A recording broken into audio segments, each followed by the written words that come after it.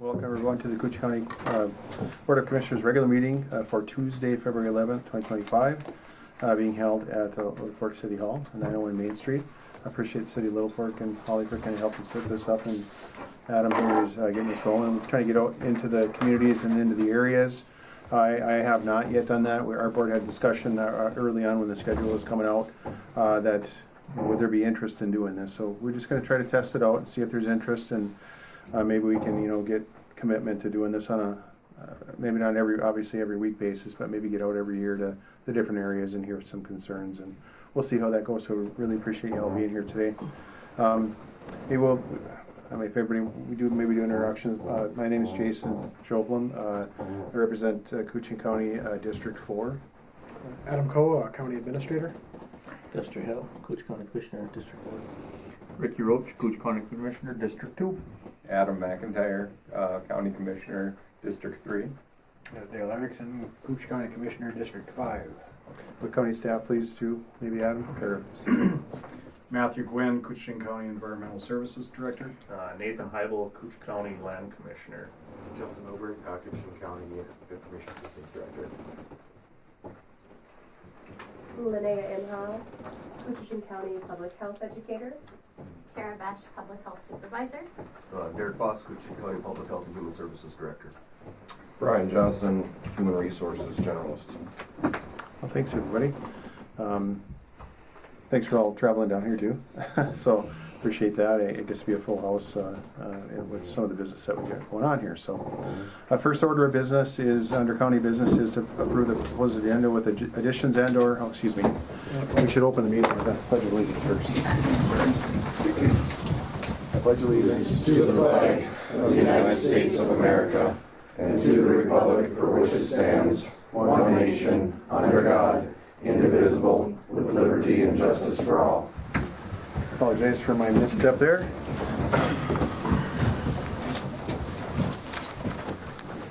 Now under county business, item 1 is to approve the proposed agenda with additions and/or deletions. We have one deletion and several additions on the separate sheet under F. Will be other county business. We will place extension committee. That will be removed. That person is not able to make it today, so we'll just remove that from the agenda, which was the Delphi survey update, and that was a little bit of history on that. It's a county-wide survey that was assessing the needs of the county, and then from there we're going to try to get it packaged up into seeing what needs there are, and if there's any commitment from the public to move forward on working on some of those needs, whatever it may be, whether it be housing or health and human services or whatever. There are several things that were listed on the survey. The survey is available. We'll get more information when that survey gets rolled out. It's not quite out yet for publication, but it'll be out on the website here shortly, and when we get that, we'll put it up on our website too. So, and there'll be some future updates too. When I talked to Doug this morning, he would be willing to come back to the City of Littlefork and present to the City Council, but he just wasn't able to do that today. So next addition will be the information system business is approved host site application for Lead for America ACC program. We'll have the IS director and Jackie Nagel speak to that here when we get to it. Next up after that will be Environmental Service Department. Would be to authorize to accept bids on the Rainy Lake RV Sanitary Sewer Project. And item 2 would be to authorize to enter into MPCA grant contract for Rainy Lake RV Sanitary Sewer Project. And item 3 would be to approve easement and sewer agreement for Rainy Lake RV Sanitary Sewer Project. And these things, I'm sure Matt came through just recently and got added to this agenda. So it's been going on for quite a while. So, and then there'll be one more addition. Will be the LEC City PD lease discussion. We'll try to hammer out some numbers and things with the City PD leasing the law enforcement space out of the International Falls area there. So, any other additions or deletions?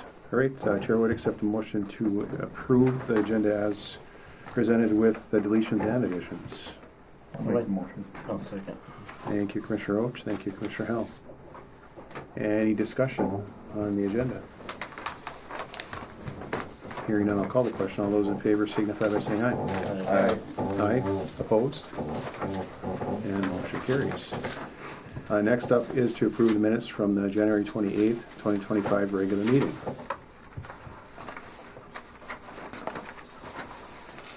I'll move. Thank you, Commissioner McIntyre. I'll second it. Thank you, Commissioner Roach. Any discussion on the minutes? Hearing none, I'll call the question. All those in favor signify by saying aye. Aye. Aye. Opposed? And motion carries. Next up, financial business. Chair would accept a motion for items A, B, C, and D today. We have no voids.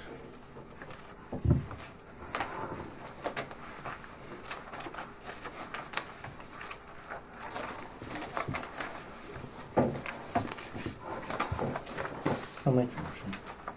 Thank you, Commissioner Hall. Support. Thank you, Commissioner Roach. Any discussion on the claims?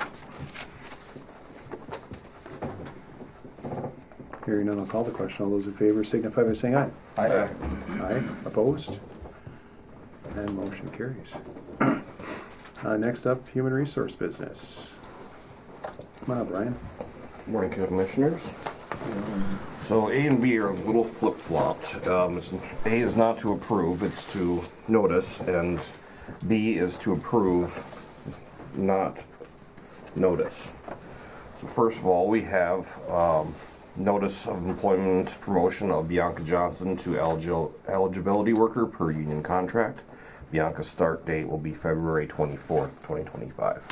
We're glad to have her moving up in the ranks in her new position. Thank you, Bianca. Welcome. Do you need a motion to fill her position? We already have that backfilled. Perfect.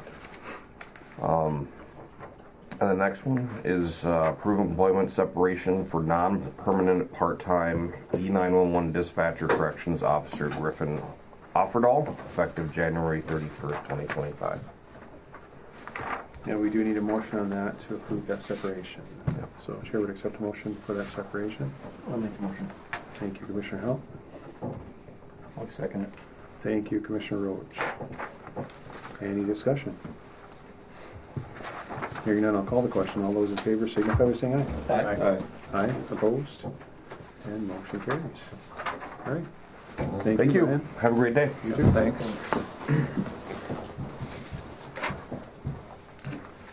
Next item is to approve updated county auditor and board seal. This is, looks like it's section 375.11 Minnesota statute says the seal of the county auditor shall be the seal of the board. If the auditor's office is using the old state seal as their official seal, the board seal does not match the auditor's seal. And this is to consider approval of the endorsed seals for the county auditor and county board as presented. That looks all good, and this is just kind of like a stamp seal for, Yeah, so I have Notarized to, if I have to notary. certify anything for the board, I seal it, and the auditor does the same for certain documents. And the current auditor seal is the old state seal, which is fine, but it didn't match the county board seal. So both of our seals are pretty worn out. Can't really understand what you're seeing on the crimp. So we thought, if we're going to order new, we might as well update and have them match per statute. So I know we talked about this at committee of the whole. We talked about doing a county logo, but they said our design was too busy and it wouldn't work with their design options. So unless we were starting from scratch, so we thought we'd present this option to the board for consideration. wishes of the board. Looks good to me. And a motion, Commissioner. I'll make a motion. Thank you, Commissioner McIntyre. I'll second. Thank you, Commissioner Hill.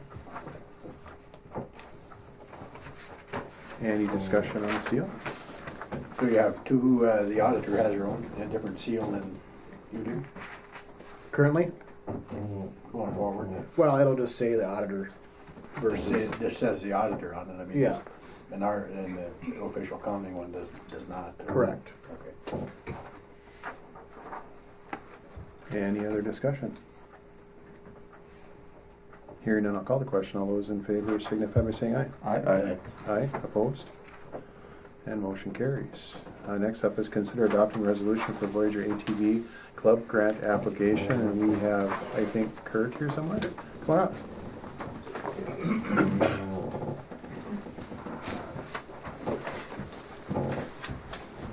Good morning. Morning. How you doing? Good.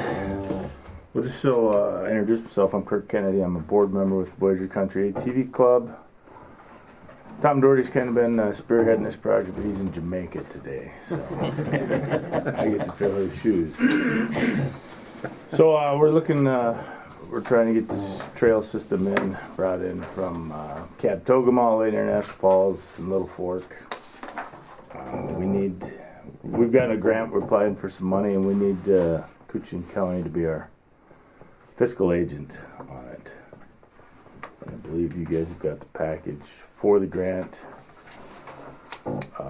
We're looking for $200,000 in an RTP grant. We need a 25% match, and that's where the county would have to be our fiscal agent if we can't come up with the other $50,000, which we've got a couple other options out there right now that we're working on, but the grant is due February 28th, so we just need somebody to say that if we can't get the other money, that the county would be the fiscal agent and support us on that. So yeah, the item here is as consider adopting resolution for Voyager ATV Club grant application. Is that the application through the federal government, that 200,000? Yep. And then the match on that is the 25%, which is the 50? Yep. Okay, and then that 50, where is that coming from?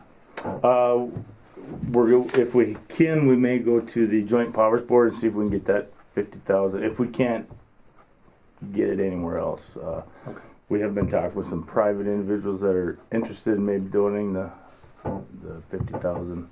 If that falls through, we'll go to probably the Joint Powers Board and see if they can get some out of the dedicated account, the ATV dedicated account.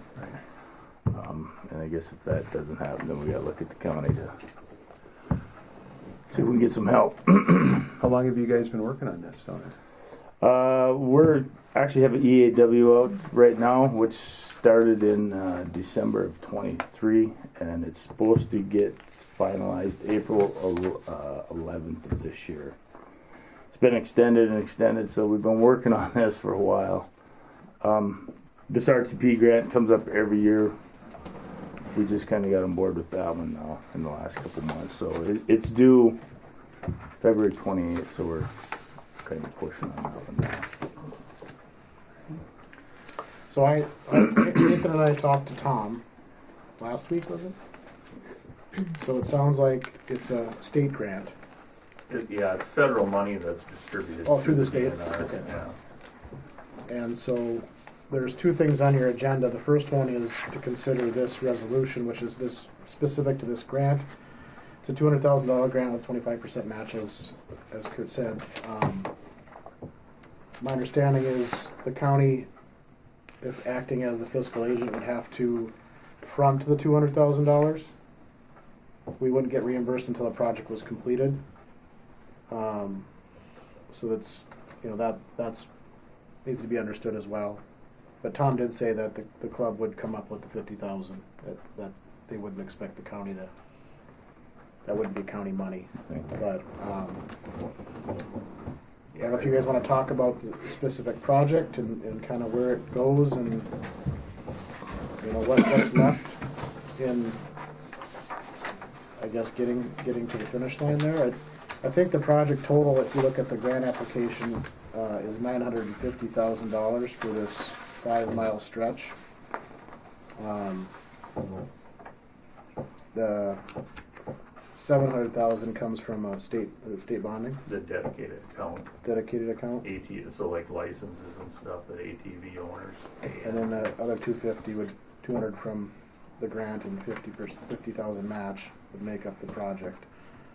That, if I may, that section trail, just so you're aware, is to get us from Ray to like Blaze's corner store. Yeah. That's for that section of trail. That's Okay. the map that I Yep. think they really recently Yep. gave us. And we've already secured the funding to get us from Cabtogama to Ray. and that project should start this fall. So that money's in place to get us that far. So we can get this section, that gets us from Catatoga to Ericsburg to the corner store there. And from there, we get to go west. And the next shot will be over to the Blue Ox, would be hopefully it, so we can connect International Falls, Littlefork. Okay. So, All the way to Bemidji. Yes. Yeah, you sit on that too. I sit on the ATV Joint Board, yes, and this is it's gonna be a big loop where they're trying to connect everything from the North Shore, runs all the way down through Virginia, through Crane Lake, all the way back up. They wanna hit International Falls and be able to go all the way to Bemidji, and back roads and trails all the way back over to Virginia, 2 harbors all over. And this is a 3-county joint powers with Lake County, St. Louis, and Koochiching. Is Yep. that right? Yeah, that's a nice area there. So, and they obviously have higher ground than we do here in Cooch. So. yeah, we got a little construction issues. Just through our wetlands, more wetlands we have, so it makes it tougher. Yeah. Great. Well, so first up is to consider adopting the resolution for the Voyager ATV Club grant application. I think that's due on the 28th of the month. Is Yep. that correct? Okay. So we'll take that one first. So I'd accept the motion for consider approval of that. I'll make that motion. Thank you, Commissioner Roach. I'll second. Thank you, Commissioner Howell. Any discussion? Hearing none, I'll call the question. All those in favor signify by saying aye. Aye. Aye. Opposed? And motion carries. Next up is consider approval of fiscal agent agreement for Voyager ATV Club. Again, that's something that's an internal thing that's set up with other groups and other nonprofits that are collecting grants from the state and in-service grants or in-kind grants, continual, and they go through the auditor's office. This is kind of a normal arrangement that we would have set up with the Voyager ATV Club. So, Mr. Chair, so Yes. my understanding is, yes, that if we, rather than approving to be fiscal agent on each individual grant, this fiscal agent agreement would allow us to have that in place. So as they bring grants forward to the board, over time, we already have that in place, and all we would need to do is approve the grant applications individually moving forward, not continually renew the fiscal agent piece, so. Mr. Chair, so just to add to that, we currently have a sponsorship agreement in place with the Voyager Country ATV Club, but it's specific to the Blue Ox Trail. So like Adam mentioned, this would cover the club on their trail expansion in the other parts of the county as they work on that going forward. So. and the contract's been vetted from the legal. Yes. Okay. All right. All right. Anything further on the? Hearing nothing further, I would ask for a motion to approve the fiscal agent agreement for Voyager ATV Club. I'll make the motion. Thank you, Commissioner Hell. I'll second it. Thank you, Commissioner Lynch. Thank you too for coming down, presenting, and all the work that the group's doing. So it's good stuff. Really good Absolutely. Thank you very much for your time. Thank you. Appreciate Have a good it. day. Thanks, guys. Any discussion? Hearing none, I'll call the question. All those in favor signify by saying aye. Aye. Aye. Opposed? And motion carries. Thank you. All right, next up, Public Health and Human Service. Approve initial purchase of service agreement with Credible Mind funded by COVID dollars. Have Tara Besh, the Public Health Supervisor, and Linnea Imhoff, the Health Educator, here today to talk about Credible Minds. This is something we looked into, Tara and I did a couple of years ago, and it wasn't feasible to get off the ground. But now we have a federal COVID dollars we can tap into that need to be used up by a certain time, and they've opened those up to more uses than there was in the past. And we're able to use those funds to get this service into the county. It's an amazing service for mental illness, mental health. I can let Tara and Linnea speak a little more about it because they're a lot more knowledgeable and they've been spearheading this project. So. Thank you. So yeah, Credible Minds is a software platform, essentially a website that has curated apps geared towards mental health that are all evidence-based. And so if you think about 3 out of 4 people who are having a mental health issue, they don't necessarily need to go and see a therapist, but they might be able to find something, an intervention in these apps, such as there's various different things like meditation and taking a walk in the woods, and there's much more than that. And that's why Linnea is here, to be able to speak to that. But yes, we know that in Koochiching County, mental health is one of our overarching issues, and so this has been a work in progress for several years, and so it's really exciting actually to be able to bring it to you today with a sustainable funding for the next 5 years, because as we launch this, we'll bring in all of our local partners. They will get to be a part of it, and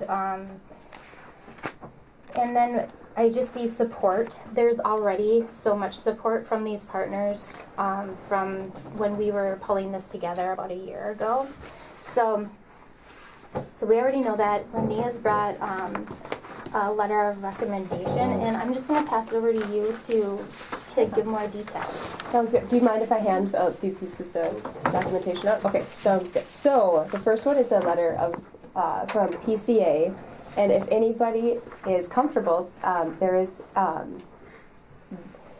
Olmsted County and down by Rochester just kicked off their Credible Mind app for their county. So with the QR code, you can go ahead and view that website, and you can see what that platform looks like. So I'll hand that out as well. I hope I have enough for everybody, you guys, and then I'll lead into it.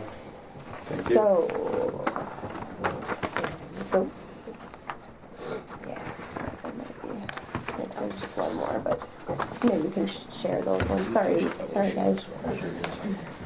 All right, so as Tara had started, as identified in 2020, the community health assessment, mental health and well-being, substance use were priority issues.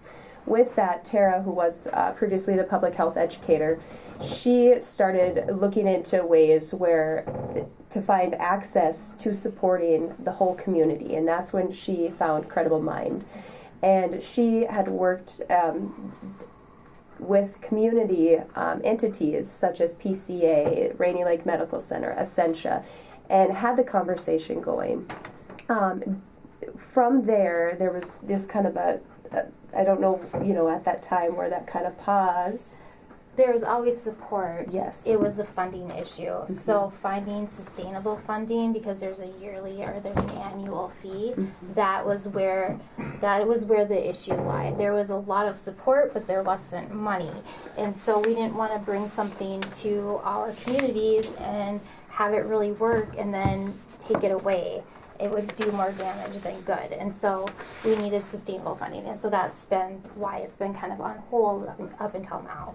And Tara had definitely spearheaded that initial interest in Credible Mind. With that, one other thing I'd like to add with the data piece, continuing into 2023, the community health assessment, again, identified for Koochiching County mental health and well-being, again, as that top priority health issue. So this has been on our radar since I started in April of last year, and the conversation has continued. The Delphi study that was done recently by the U of M Extension Committee, that study, we were so hopeful that they would be here today to talk about what that Delphi study has found for Koochiching County. I recently I joined the board for the University of Minnesota Extension Committee, and I actually joined that because the findings on that Delphi study really matched public health and the interest in how we can help serve Koochiching County. Mental health and well-being was one of those top priority issues of that Delphi study, which will be presented. Right, and just not to interrupt you, but I did bring a packet of public health information that I was going to present to you a little bit later at the community of the whole, but I did bring the Delphi study round 1 and 2 results, because that was part of what was going to probably sell you on why we're going to be asking for what we are, but continue. All right, a little, so Credible Mind, in light of the escalating mental health crisis, adopting strategic evidence-based solutions is more important now than ever. Credible Mind's well-being platform with its self-care and smart screen solutions stands at the forefront of this endeavor, offering tools for effective community-wide mental health improvement. Those tools are it's specialized to, it will be specialized to Koochiching County. Tara and I would be working with Credible Minds to create that platform that is specifically targeted for our community. Credible Minds, there's a lot that this platform offers, but just to keep it just straightforward, it's helping people identify or self-identify symptoms via assessments and education to get them to work on their symptoms or seek supportive services. So Credible Minds is also to help link those individuals to supporting services in our community. Which is also, Jason, I saw that you took a picture. Were you able to pull up that app? Yeah, I come up. Yep. So on that, if you could even see that, Jason, there's a resource, there's resources, there's assessments, there's different how do I say this? Sources you can go to formulate solutions to help with those, like whether it's anxiety or mental health concerns. Mm-hmm. So, would this be available, like for people to use on our website and click on it? Are you giving information to folks? Yes. Okay. Yes. And the best part about all of that is that it is evidence-based. So it's not just doing a Google search and finding whatever randomly comes up. Yeah, these are vetted. They have a whole team that vets all these assessments and things that are on this website, so it's all evidence-based and not random Google diagnosis type of thing. And by working with community entities such as Rainy Lake Medical Center, Essentia, PCA, this link can also be, if dependent on that entity, can also be put on those other websites so community members have access to it in different locations than just, say, the county website. So we can work with those as we grow and continue to work with the community, just to make sure that the whole community, from North Home all the way up to International Falls, to Ray, to Birchdale, know about this service that's available to them. It is anonymous. Mm-hmm. It is an anonymous service. So with that, that there's data. That data is Credible Minds, and then Tara and I would also have access to that data to help with future projects. Mm-hmm. Yeah, I was really looking forward to the Delphi study as well too. So there's going to be much more to come with that. Like you say, identified a lot of community. Do you want me to grab that right now? I can wait too. Yeah, maybe we'll get through this here, and then if you want to do that, we can get into it a little bit more too. And I was too hoping. I know it's really at the very beginning of things right now, and they're just trying to formulate a website link for that study. And they're going to try to clean that up. And it sounded like we had a meeting yesterday. It sounded like they were going to try to have that out by the middle of March. Okay. Hopefully, middle to the end of March, I should say. So. But anyway, we'll look forward to that, and then we're going to have some next steps there too. And I think that your name was also mentioned with that study in particular, and then moving forward with a plan there already. So one of the first things that we had talked about at the CEC Delphi study meeting that we had was this actually. So it was one solid lead. Yes. So be careful what you ask for, because this is going to be work, right? So no, I know, but it's a good thing, and get some support around it, and you get a few people involved with it. I think it'd be.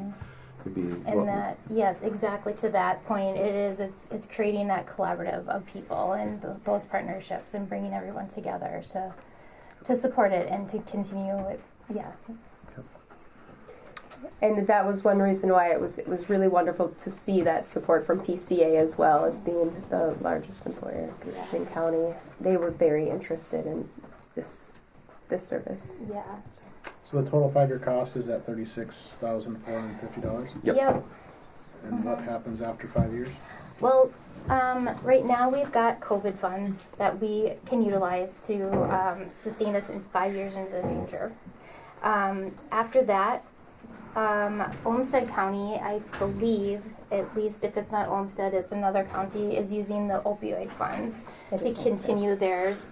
And also, we'll have 5 years to build partnerships, and we already have huge support from PCA Yes. and Rainy Lake Medical Center and Northland Counseling. So those are 3 big entities in our county already that are for profit, and I would imagine if they're seeing success with this information, they're gonna step forward and help us fund it. And if that doesn't happen, then we just start writing grants, because where there's a will, there is a way. And so if it is making a difference for our people and your constituents, our county members, then we're gonna work to make it happen. And you'll have the data Yes. Yeah. to either prove it or Yep. say, hey, this isn't the right Exactly. path. So Yep. you can evaluate it after that 5 years. Yep, they track. It'll track like clicks on different. It's all anonymous. There's nothing. It doesn't save anybody's data, but you'll get trend data as far as this anxiety assessment was clicked on this many times. The depression one was clicked on this many times, and so it'll help kind of guide where we need to address things as well with that quarterly data that they send.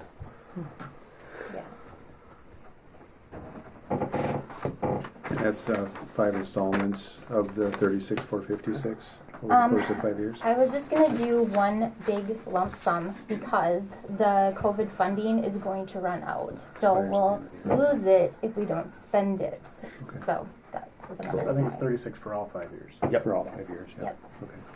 Yep, 36 total for the 5 years. So, and that would come out of those COVID dollars because if you don't use them, you lose them. Type of thing. Yeah, that's extremely reasonable. So yeah, that sounds like a good length of time too to kind of figure things out and get some data and see the direction of what all this could go to. So. Yeah, sometimes these projects take a lot of time. Like they just take time, and so, but it is really pretty exciting the way that this came back around, because even though I had set it down, I hadn't forgotten about it. And when Linnea came on, we were talking about it just in conversation of some of the things that we've been working on. And then she met with the nurse at PCA, and then this COVID funding, just it all kind of came together all at the same timing. So pretty exciting for our county. That's very good. I know it's always a concern, for us, and I think anything we can do to help that is very important. So, Yep. And I think, forgive me, I think it's a way to serve the community as well as a whole. That's the biggest thing, is it's not targeting specifically one population. It's the whole community that will have access to this. Yeah. So. Yeah. Right. So you will be here a little later for the Delphi to present that. Okay. All right. Anything further to add for this year? Just I want to just thank Linnea for coming on and taking such an initiative too, because this was something that was really near and dear to my heart, because it is so impactful and powerful and needed in our area. But to be able to have Linnea step in and see the need and have the integrity and passion and will to take it on, because it's gonna be a lot of work. It is, and we have the right person for the job in the situation. So Absolutely, and Tara, just to say to the commissioners, gentlemen, I am hired by Derek and Tara, yes, but I work for everybody. I work for the people of Koochiching County. I want to genuinely listen to the needs. I met recently we've met multiple times with the local pastor, and I recently described to him what Credible Mind could offer to the community, and he genuinely expressed gratitude that we were even looking into this for the community. As an individual himself who goes into homes during crisis, he expressed this would be extremely valuable to our community. So. Well, thank you. I know we all appreciate all the hard work, and it's going to be continued work with continued successes and things like that. So I think that's a great move forward. And with that, if there's nothing else, I will turn it over to the board.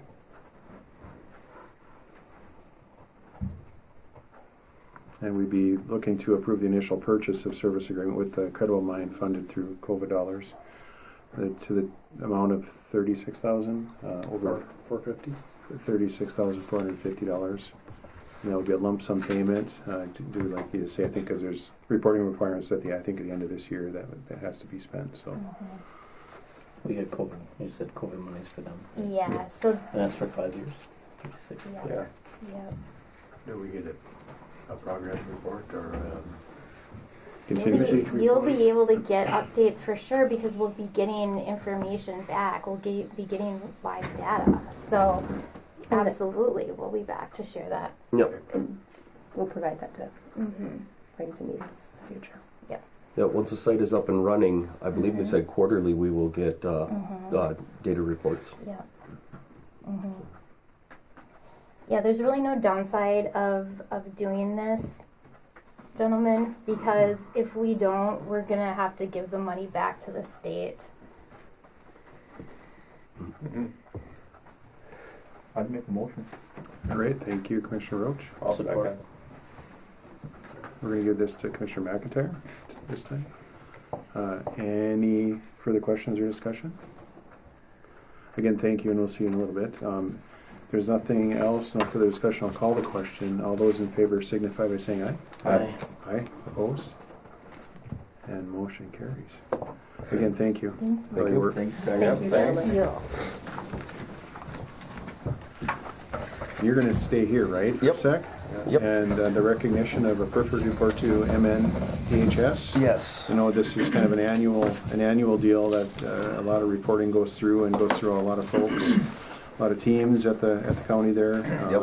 And maybe you could get into it a little bit more. I'm sure you'd understand a little bit more of it than I do. But. Yeah, there are quarterly, yearly, monthly reports that we have to submit through DHS, the Seeger report, all these different reports, and we got recognition from this is our fiscal department and our financial assistance department, of perfect reports for the year. For that, there was nothing that was there was no errors or anything in that report, and doesn't happen too often with a lot of counties. So we have a very, very good fiscal reporting office, and they do a great job. So this is just acknowledging that from the commissioner that they they're doing what they need to do. They're doing everything right. So. And a perfect report that's not often seen. So No. That brings dollars back into the community for the services that we're providing. Yep, absolutely. So important to do a good job there. So, but appreciate it and thank you. Thanks for all your hard work. Thanks. Yep, it's all the team. They do a great job. So. Excellent. All right. 32 major reports. Well, thank you, Derek. And we'll see you in a little bit. All right. Thank you, guys. All right. Next up is Nathan. How are you doing? Good. How about you guys? Doing good. Good. And you have some timber auctions. Yeah, so we had our Q1 timber auction a couple of weeks ago down in Big Falls. We sold all of our tracts that we offered at the auction, just for a total of just under 23,000 cords for a total sale value of just under $600,000. So average prices, aspen is kind of the benchmark one that we look at. Our average aspen price was just a hair under $31 a cord on average, which is, I think it dropped a couple bucks from our November auction, and it's probably down about $5 a cord from last summer's auction. And I think it's just a function of right now everybody's wood yards are pretty full on hardwood, and so I think people were kind of a little bit shy at the auction, and so I think that was a direct result of that. So. But overall, things are going good in the woods. I mean, conditions are pretty good out there. As good as we've seen for winter conditions over the last few years, I would say. So. Looks like they're getting it stocked up in the yard. Yeah, I mean, good conditions. It allows everybody to produce pretty fast, and that's the result is full wood yards. So. Yeah, the cold weather is a blessing for getting out of there. You see lots of trucks running. Yeah, and it hasn't. I mean, we had that stretch a few weeks ago where we had 35 below or so. But when it's like it is this morning, that's kind of ideal. Really, 20 below or so. Hard to believe, ain't it? Yeah, Appreciate that. we're the only ones that like cold weather. Yeah. Any questions for Nathan? The next auction, Next auction will be the beginning of May. I don't know what, that first Wednesday in May. I can't remember the exact date, the 3rd or the 4th, something like that. and then Big Falls again. In Big Falls again, yeah. Right. So, Right, anybody, anything? All right. all right. Okay, thank you. Thank you. Thanks.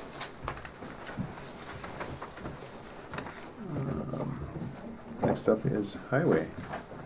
Hi, Trent. Morning. I'll fall through the crowd here. No pun intended.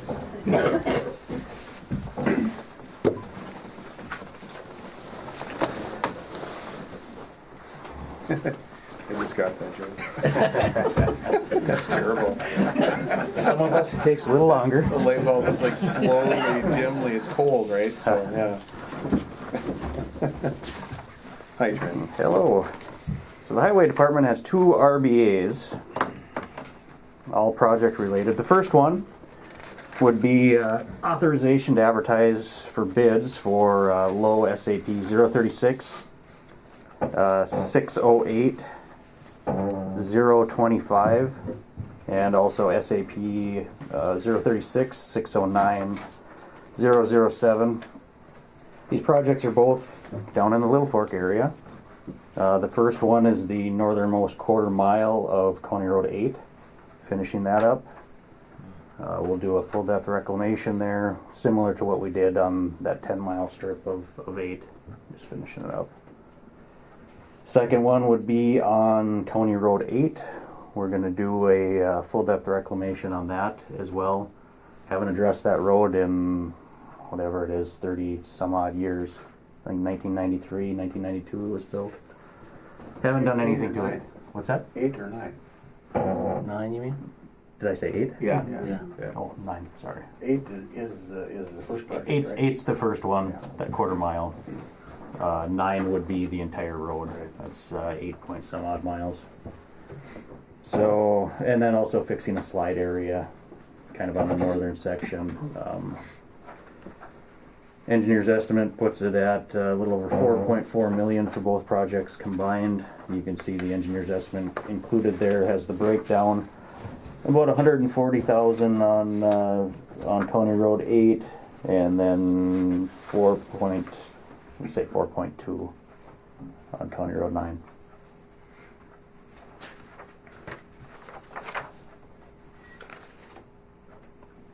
And you'll be advertising those here.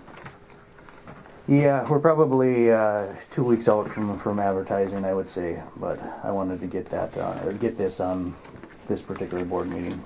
And this will be for this summer. Correct. Yep. So a lot of the engineering has already kind of been taken care of on it. Correct.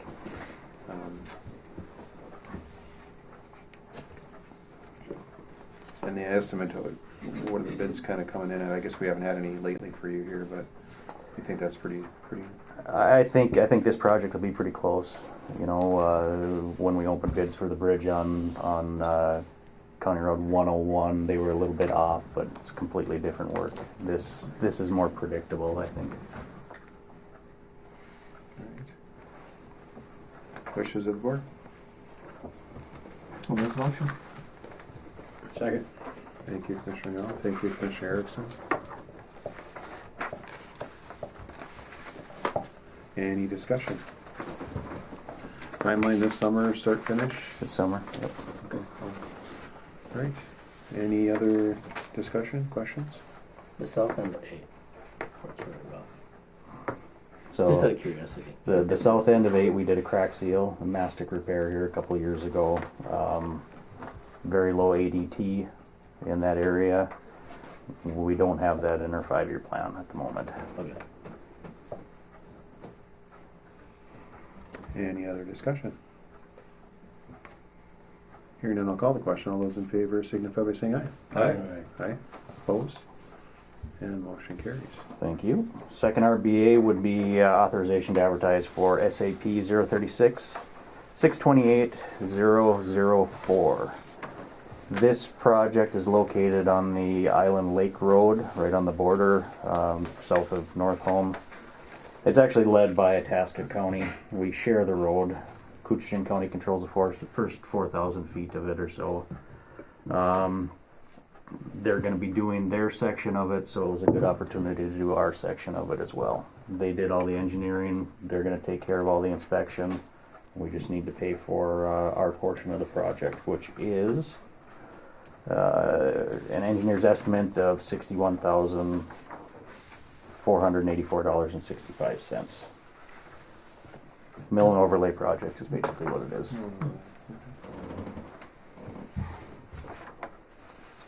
Wishes of the board. I'll move. I'll second. Thank you, Commissioner Erickson. Thank you, Commissioner McIntyre. Any discussion? And again, this is just to advertise. I'll come back with bids. Any other discussion? Hearing none, I'll call the question. All those in favor signify by saying aye. Aye. Aye. Opposed? And motion carries. Thank you. Thank Something you, to John. look at when you're, before you come back up. Sure. Hey, plow your way out of here, will you? How are the new trucks doing? One's doing good. The other one's in the shop getting some steering components worked on. Brand new trucks.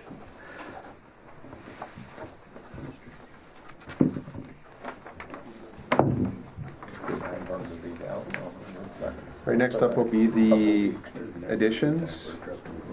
And under the Extension Committee, the Delphi survey update, if the Community Health wants to come back up and kind of get into that, if they like, or you want to wait till?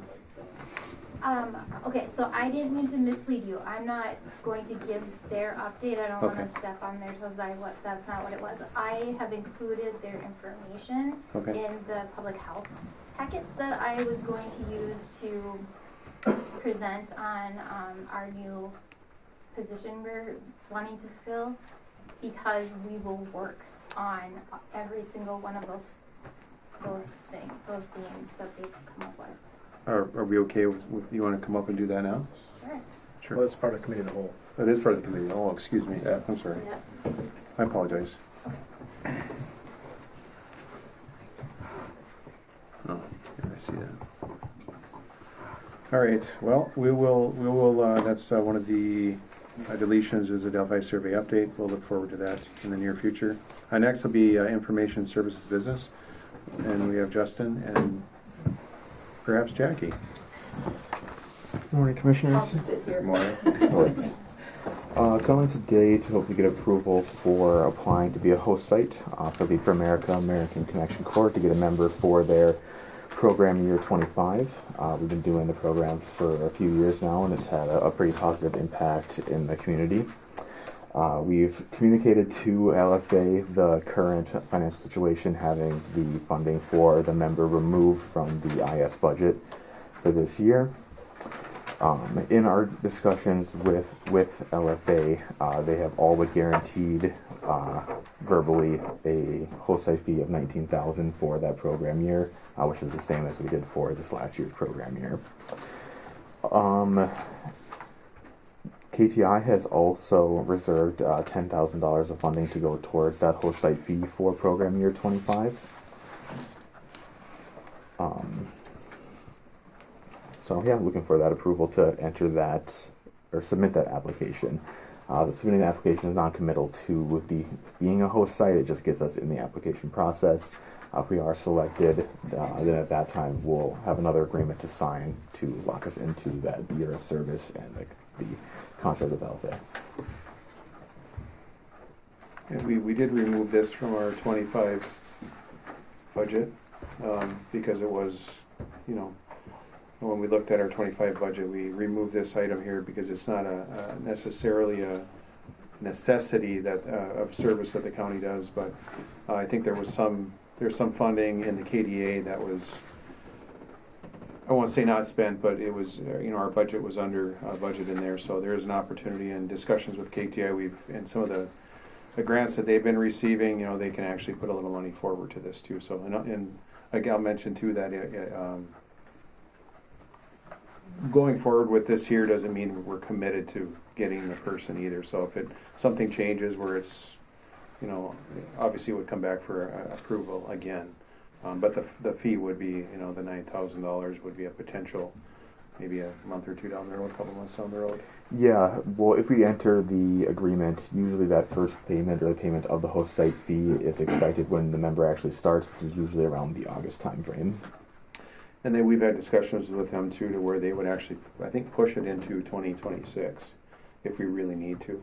So I was on the meeting with Justin and Jackie when they had the host site fee with the ACC leadership, and that was something that we had mentioned. So, and Justin did a great job, kind of whittling them down a little bit and keeping them, because it's increased slightly over the years. Every year it goes up a couple $1,000s. So, we're trying to keep that as minimal as we can and try to keep this going. I think they've done a lot of good stuff, and I don't know if maybe Jackie wants to speak to some of the stuff that we've been going on with them. So, when we started out with the ACC service members in our county, the focus was on big broadband projects and getting just community awareness. We formed as the Digital Connection Committee, so we're recognized by the state of Minnesota. But then we've segued into so many different areas. When the ACP program for reduced internet cost was being promoted, we helped enroll people in that. We became informational on that. Now we're into digital literacy, right? So we try to keep our eye on all those things, and as the new trends come out, that's what we're on. Most recently, we just spent down a $12,000 ARP grant. We purchased 100 laptops that we're now continuing to distribute.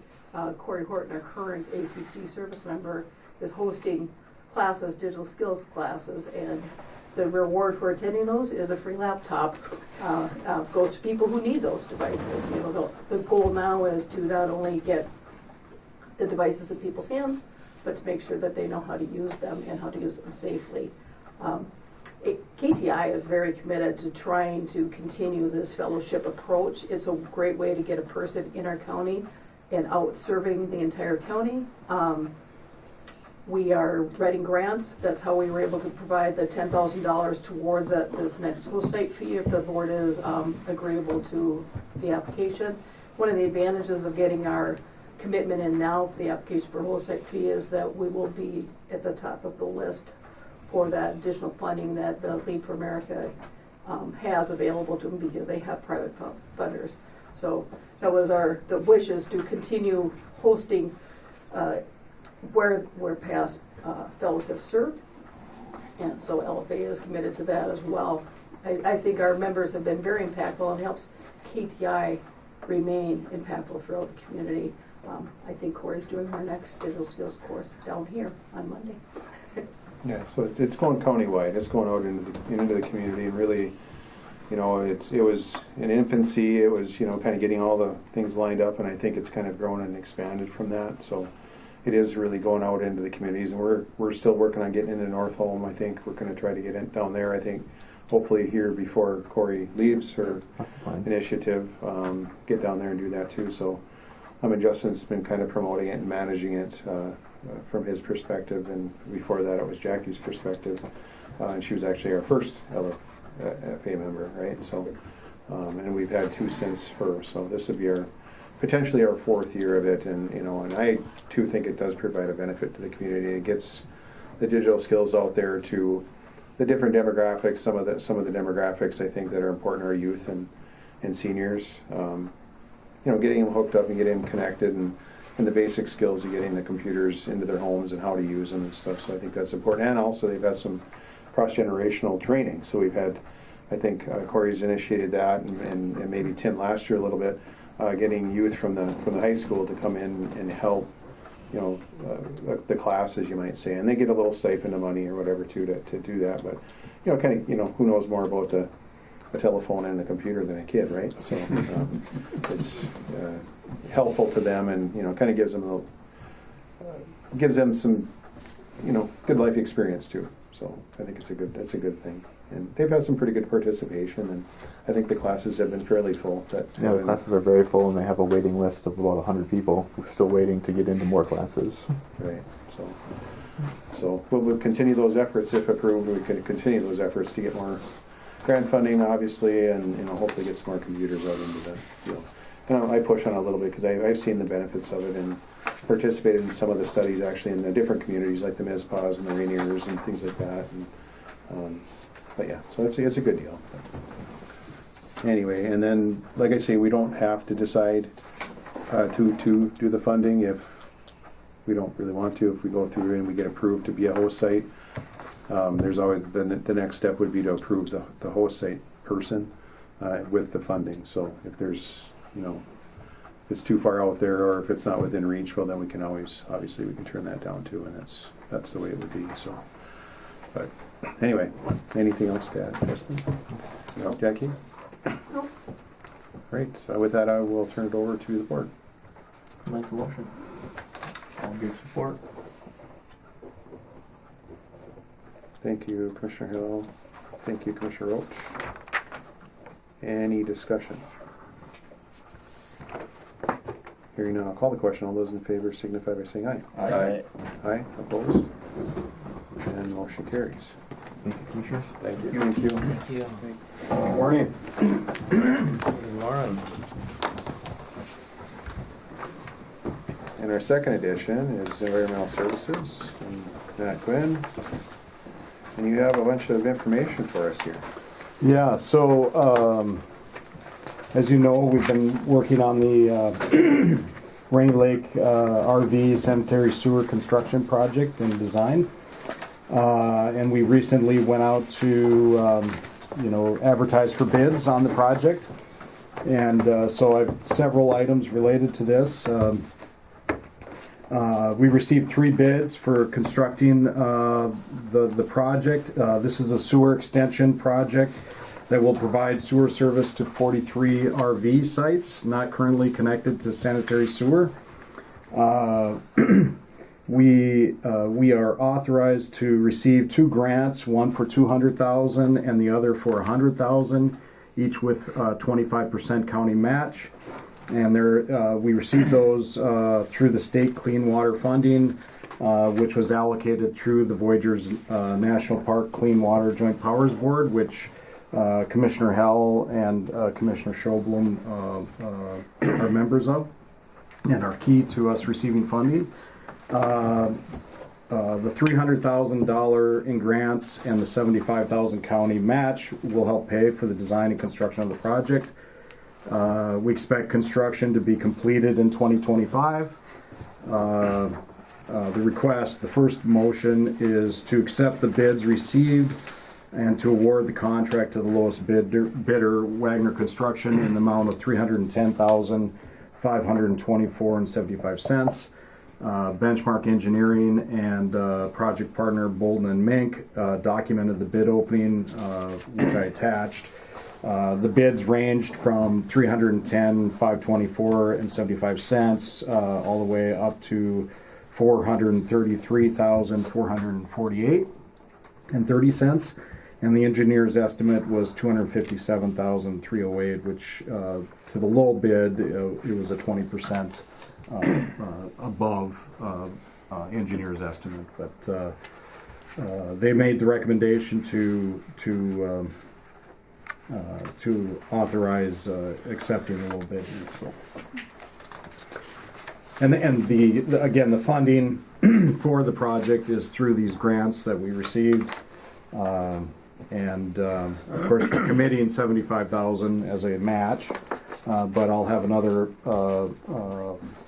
request for board approval on a easement and sewer agreement with the owners of Rainy Lake RV. And they will have a contribution for connection fee as well. So we'll go over that in a bit.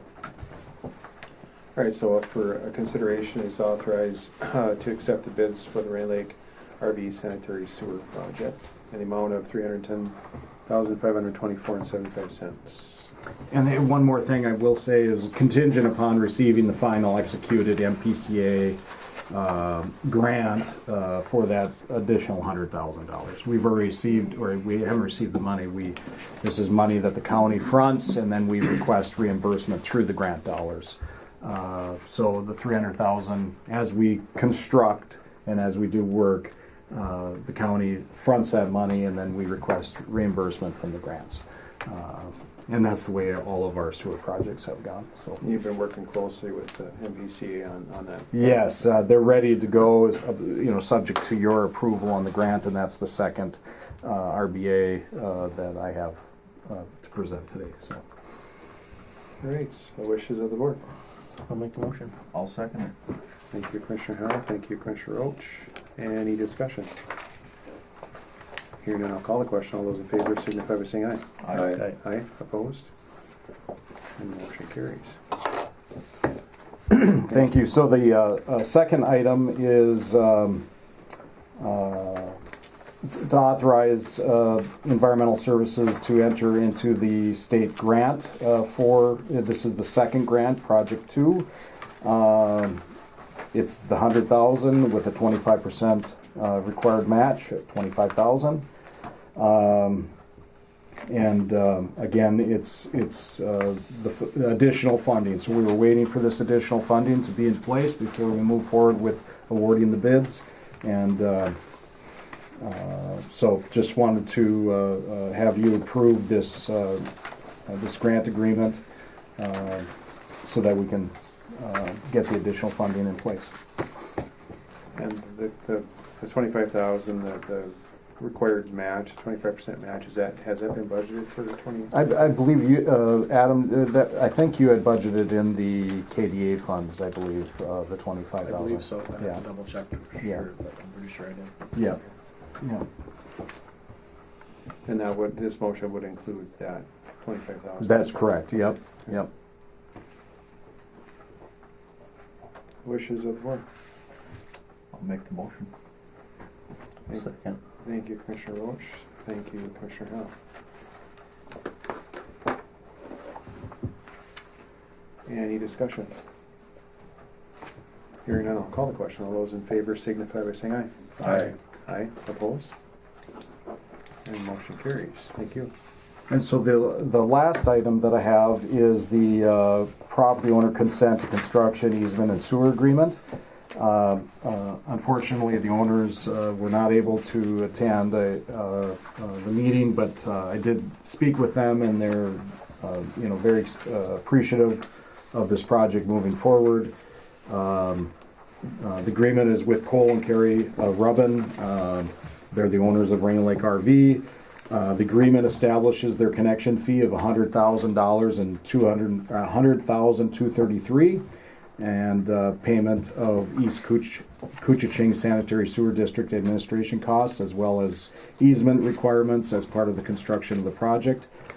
This is, again, the sewer extension project, connect the 43 RV sites not currently connected to sanitary sewer, and they've been made aware of this agreement. They're fully in support of it, and I had brought it to the East Kooch Sanitary Sewer District as well, and again, they had approved moving forward with it as the connection fee of $100,233 would be collected by them, and then any other costs would be paid by Rain Lake RV related to administering the connection and reviewing the project as it gets constructed. So Yeah, I think we designated 20 hours to that.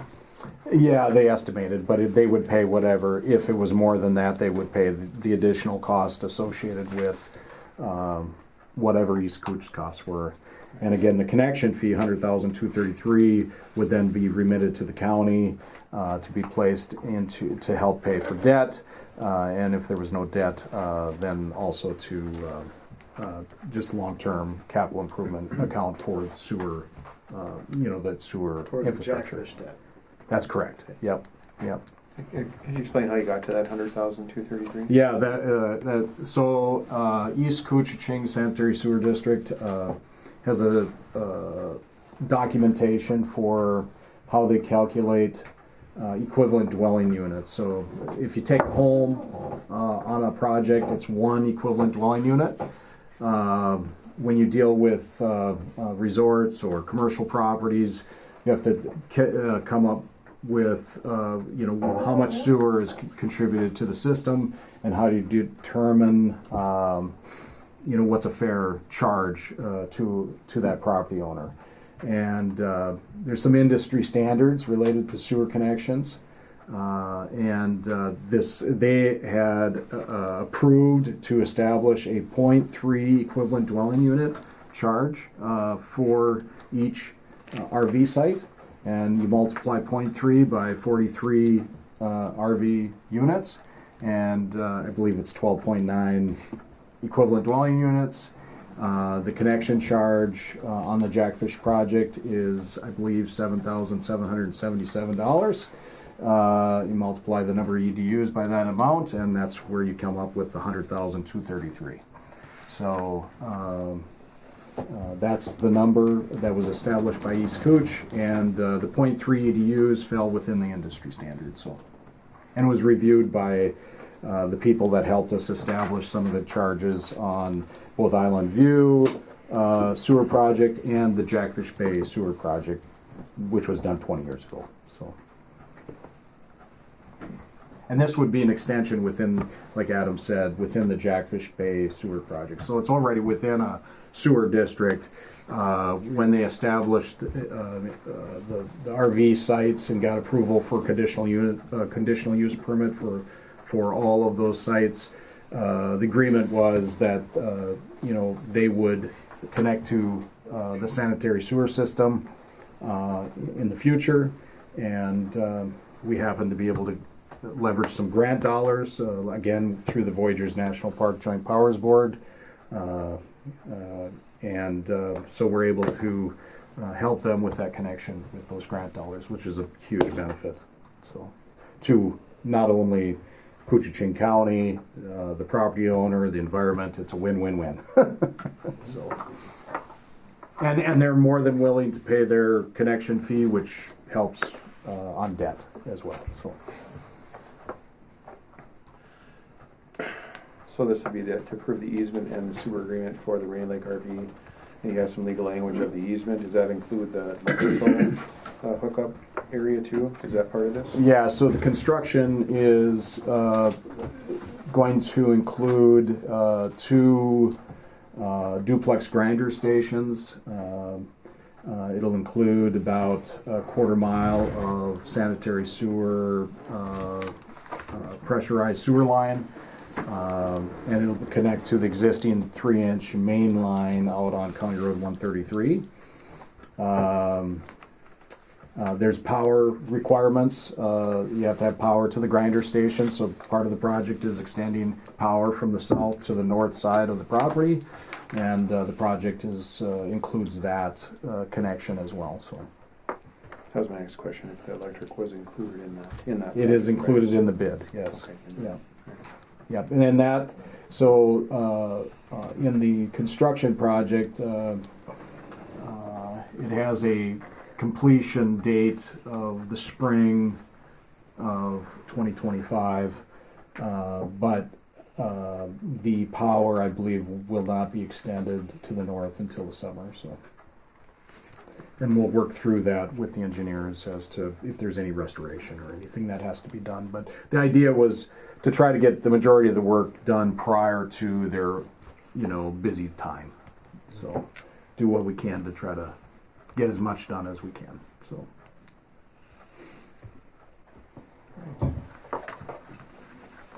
wishes of the board. I'll make the motion. Thank you, Commissioner Hill. I'll second it. Thank you, Commissioner Roach.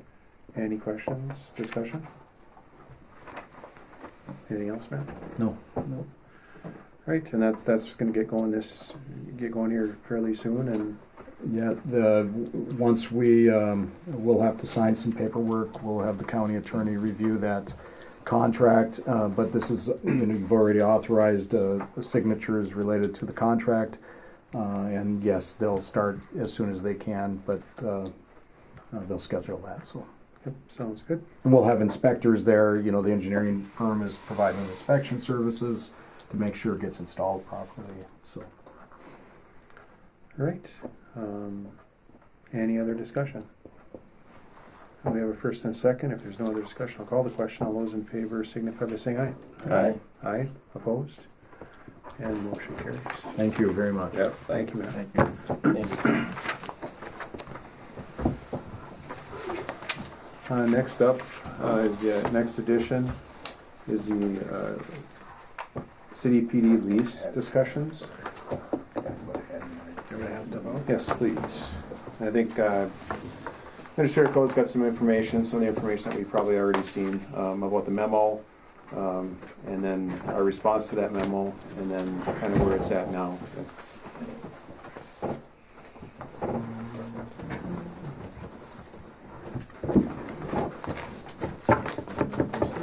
right, thanks. Alright, that was the first one. So what I handed out was what was handed out and discussed at the meeting we had on Monday of last week. Are we in We're not. Sorry.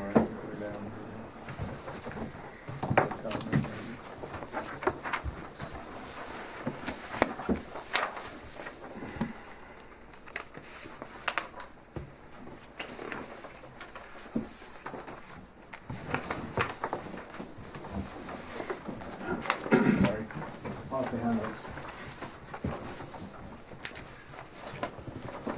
So just, I guess, do you want me to give some background? Sure, please. So, I guess the document I just handed out kind of goes through some history. The Sheriff's Office and the International Falls Police Department were co-occupants in the current law enforcement center beginning in 1981. They leased from us.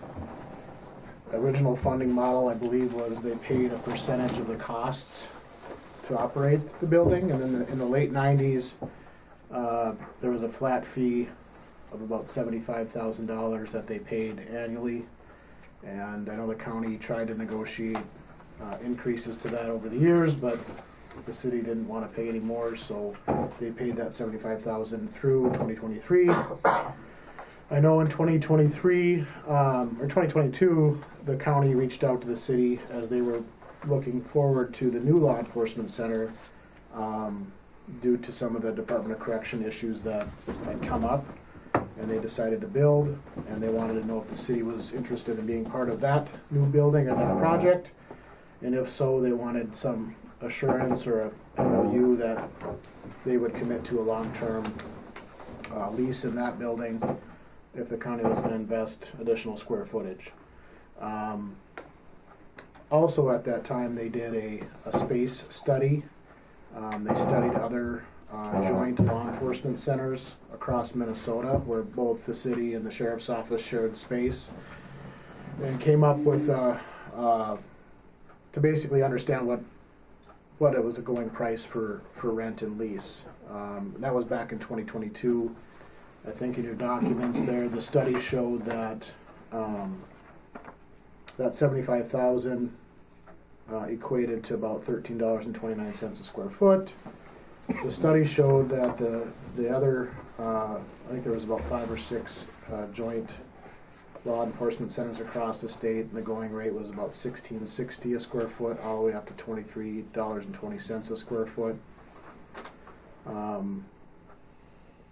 They did extend a letter to the city that not only asked for that commitment for the new building, but also extended the current lease for a couple years till we got to the new building at $20 a square foot as a starting point. That letter was sent the end of 2022. The city did respond in a letter saying that they're not interested in pursuing the new building, and they were going to terminate the lease in the old building as well. So they moved out in May of 2023 with the intent to find their own space. They have been in Bacchus, the 3rd floor of Bacchus, since then.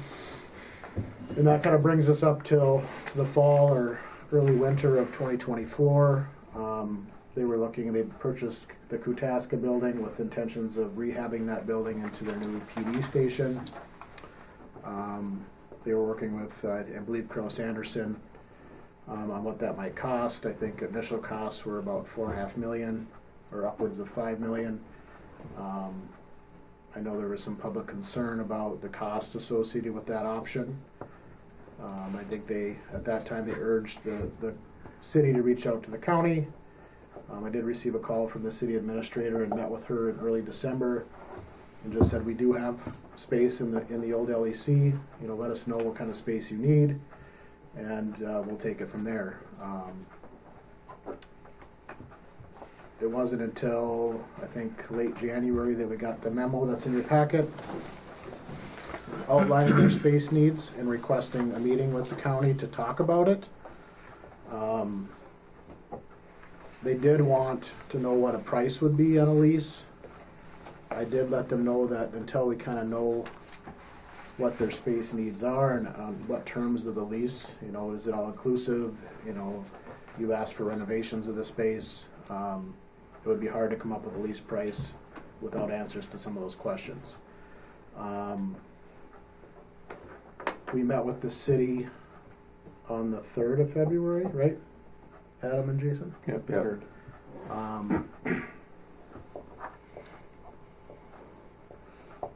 And I guess kind of the result of that meeting was that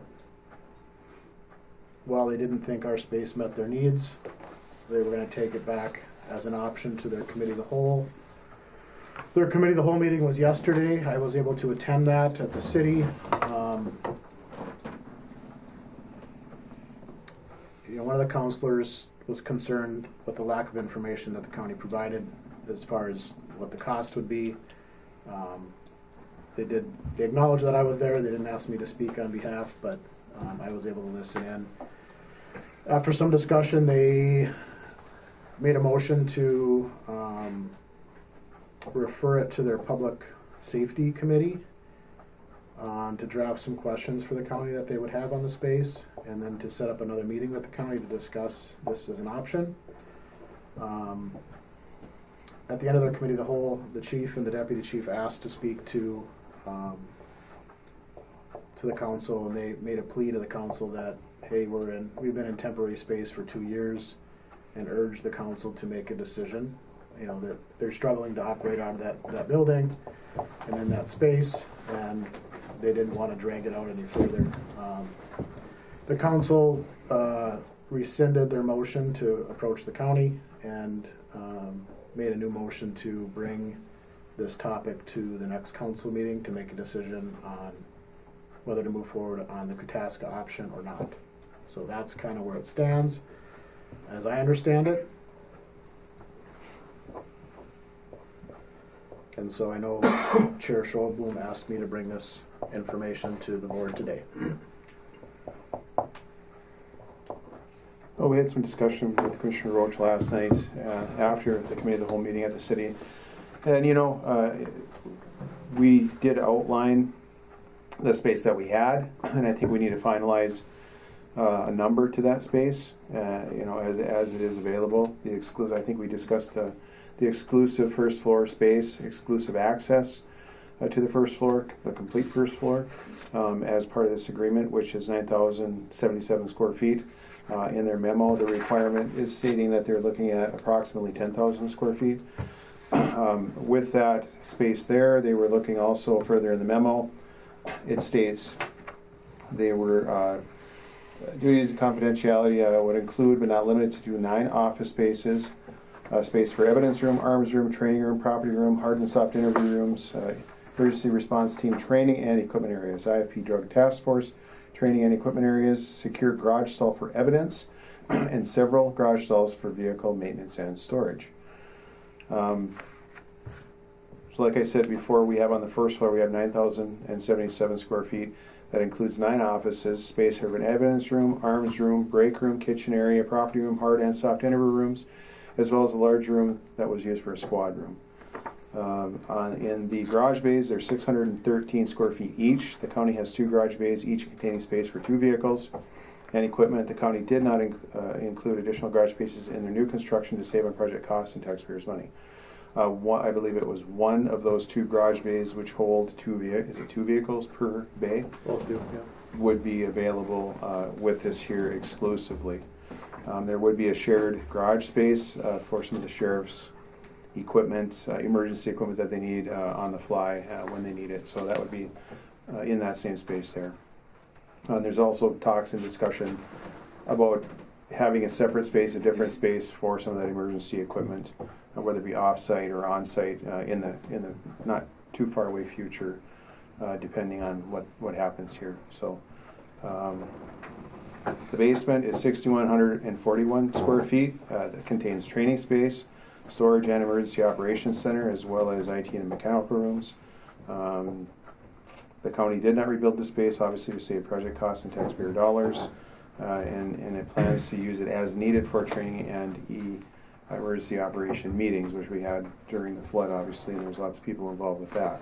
So that was kind of the pivot room was where everybody was stationed out of when we had that flood in 2022. So the county is willing to share this space with the IFPD as they have historically. So that's just a basic rundown of the mayor the letter that was sent to Mayor Dill, dated February 3rd. And that was given to everyone. Actually, that was at that meeting. Some of the questions that were asked. What renovations is the city council requesting for the space? What length of lease is the city council interested in? What does the city council want to include in the lease? All-inclusive, utilities, phones, etc. And obviously there was some discussion of them renovating a building that they had purchased to the amount of around $3 million. So we're in discussions with them, and I think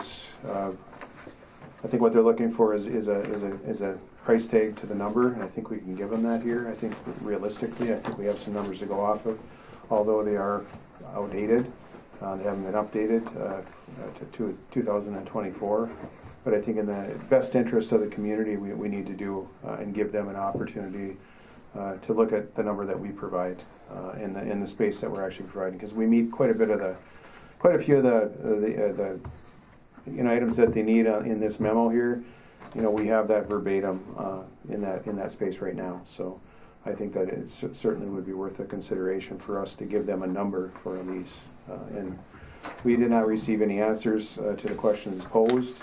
The renovations, we didn't receive any response to that. We didn't receive any response to a length of lease, nor did we get anything that was included in the lease. So maybe we can discuss that right now of what we would want to include, not include. My suggestion would be, as we find a number for the square footage, define the garage space as part of the offer to be legally described later as same as the shared basement space for training. That can be legally described and scheduled. If this does move forward, we can actually get into the nuts and bolts of when and who needs what and when. If there's conflicts, we'll figure it out. So we can go a different direction, or we can rent a different space somewhere else to do the trainings. I don't think it's that difficult to rent space. International Falls has plenty of it. So there's lots of space all over the county, actually, for training if they really get into it. So I think we could discuss that right now on a path forward, so we can get something discussed here today. I asked to put it on the agenda so we can have formal action. That's why it is an addition, with not a lot of information other than the two pieces of information that we've had, and this is what we're working off of, is these two pieces of paper that we've had since this has been happening, or at least the public pressure of it's happening. So anyway, I turned over to the board. Well, I think that if we can stage it a little bit for them to move in right away, and then after year or two, we can give them that other garage space and find another area for the sheriff's emergency vehicles. So then they would have 4 garage bays and still share the basement. If that works, or with a schedule type thing. But the lease would probably be north of, if they were paying $75,000, it would, they're getting the whole space, so it would probably be over $150,000, I would think, for the 2 garage stalls and the whole main first floor. If that sounds reasonable. First floor exclusive? Yep. Both garage stalls after year 2. We're going to discuss this as a motion, so that's why I'm writing it down. So 2-year lease, does that sound appropriate? Exclusive to the first floor, which is the 9,077 square feet. Is there any option of immediate move-in? If it was immediate movement, they'd have to share the space with the sheriff's department because we're not ready to move out until at least the end of November, first part of December. Do we want to offer that as part of this commitment? We I could. think so. We have in the letters. Okay, so we'll have a formal action on that, and anybody wants to figure that out, I'll write it down. For so far as, because obviously it maybe be a different cost if it was an immediate move-in. So we have. Do we want to offer immediate move-in at the historical price? Well, I think what we should do is we should go through what this 2-year lease would include, specifically, let's say with the department out, and then I think we should just kind of figure out if they're sharing the space and just keep everything the same, and then just put a shared note on there and say, okay, shared space will be this much per square foot, exclusive will be this much per square foot. So maybe we can just get through this first part. The basement would be shared training area. To be negotiable. Shared for training. And the emergency response room at the same time on that because they're basically hooked together. Yeah, that's one space. Yeah. Yep. Well, we're going to need that emergency operations area too, potentially as well. So we want to be able to basement shared for training and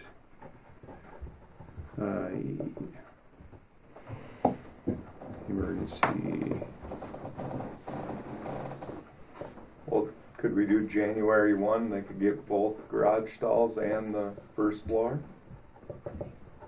January 1 of 26. After we move in, we'll give them both garage bays, and the only shared space would be the training room downstairs and the meeting room. So you're talking all 4 garage stalls? Mm-hmm. We'll figure out another place to put our county emergency stuff, and give them all 4 garage stalls the first of the year next year. Where's Trent when you need him? Right there. Is he? I thought you left, man. You took the coat off. So He took off that fluorescent yellow jacket, so he was hiding. yeah. Well, that kind of, I know there's lots of discussions going on about all this stuff kind of being, going on, and obviously we can only afford so much. I mean, we can't do it all at once. And it just takes time sometimes to get these things done too. But and I won't speak for the space because I know he's got space plans as well. And is there anywhere in your fleet of spaces that would be available for emergency equipment for them, for the sheriff? Possibly. I certainly can't guarantee anything at the moment, but if it's a make or break deal between us and the city, I'm sure we can find some space to house whatever the sheriff needs. What's in that? Isn't there a boat and snowmobile, airboat or something in that space? There was just a boat this morning. Different stuff, different times of the year. Yep. Okay. So we got the first floor is exclusive, the 9,077 square feet. The basement would be shared for training and emergency operations. That would be defined in an approved lease. And then the garage bays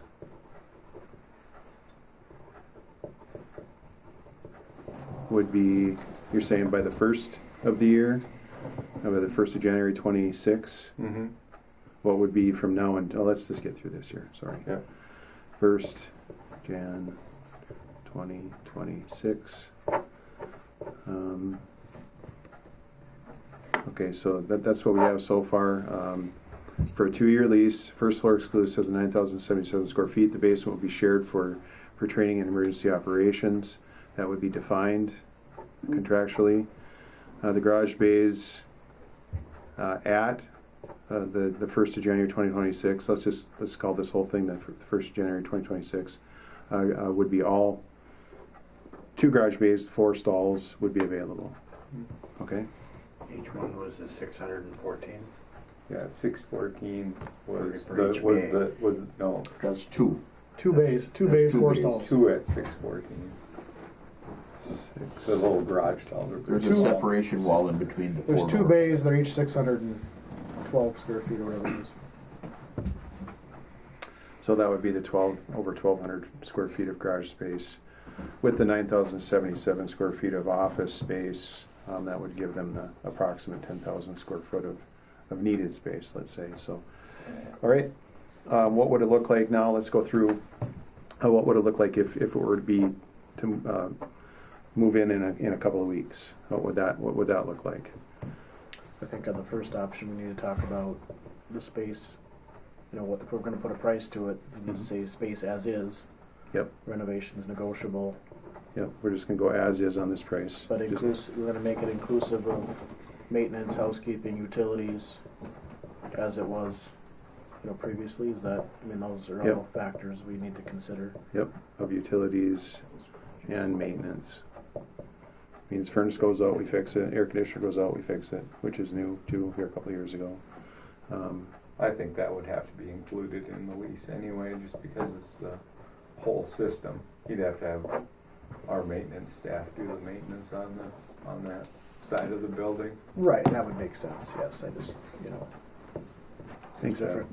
different models to look at, but yeah, inclusive makes sense. So 2 years lease with the defined descriptions of the first in the basement and the garages as of January 1st, 2026 is as is, no renovations. This is inclusive of utilities and the maintenance. Do we want to put a number on that? Well, it's contingent on moving into the new LEC. Well, contingent upon, obviously contingent upon. I mean, the date can be, I don't know if we need a date. We've told them the estimated completion date is estimated at November of 25. Trust that. So, Tracking well. we're still good. Yeah, we are. So I think we need to, Well, we'll add that, definitely add that to the lease here, so we're not double overstepping here, so. from what I've heard from you guys previously and what we've committed to in some of our correspondence with the city is that, when we're looking at pricing, we're looking at a win-win-win, right? So it's a win for the county, city, and taxpayer. I know their first option, if they go with that, and it's a $3 million bond, that at 4%, which is probably on the low end, is a $220,000 debt payment every year for 20 years. I mean, they'd have their operational costs on top of that, utilities, insurance for the new PD and the Koochiching building. So if we're looking at wanting to come up with a number today and create that win, we need to be south of that probably considerably, but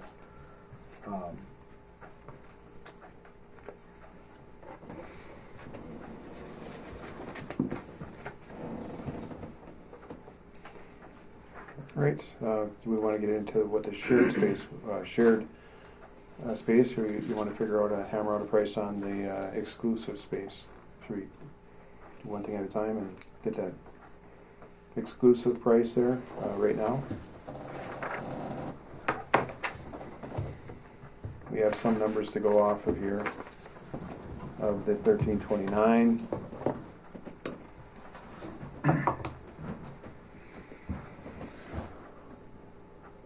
That's what they paid per square foot That's what they were paying per square foot 2 years ago, 2 years ago.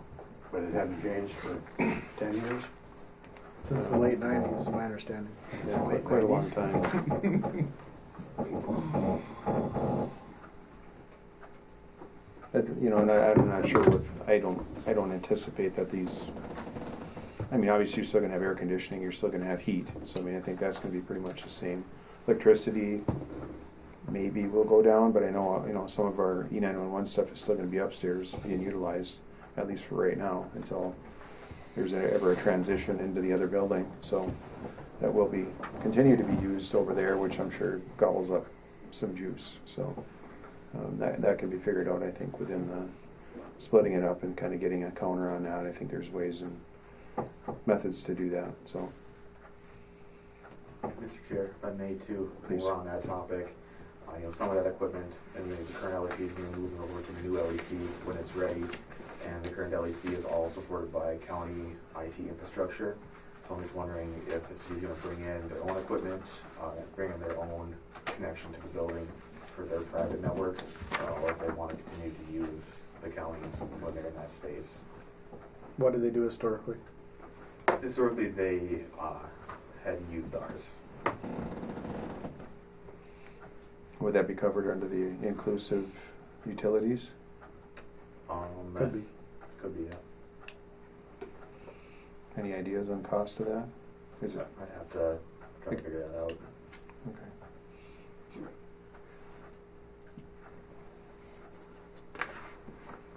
All right, anybody at the 1329 rate? What are you coming up with, Commissioner? I figured that 10,305 feet, which would be all 4 garage stalls. They were paying before, you had said $13.29 a square foot. Yes. New updated price would probably be about $15.50 a square foot. We're bringing out at $159,727.50. 159, excuse me? 159,727.50. 50. That's at $15.50 a square foot. How much would you have per square footage? 10,305 with all 4, or with the 2 garage stalls.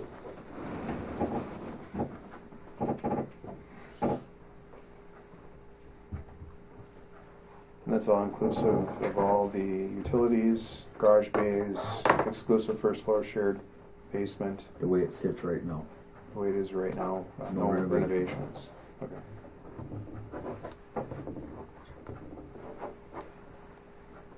That's all okay to everyone? 1550 was the low end of the study. The low end of the study in 2022 was 1660. So we're actually under. But we were still talking taxpayers' money, which is all of Cooch County. Right.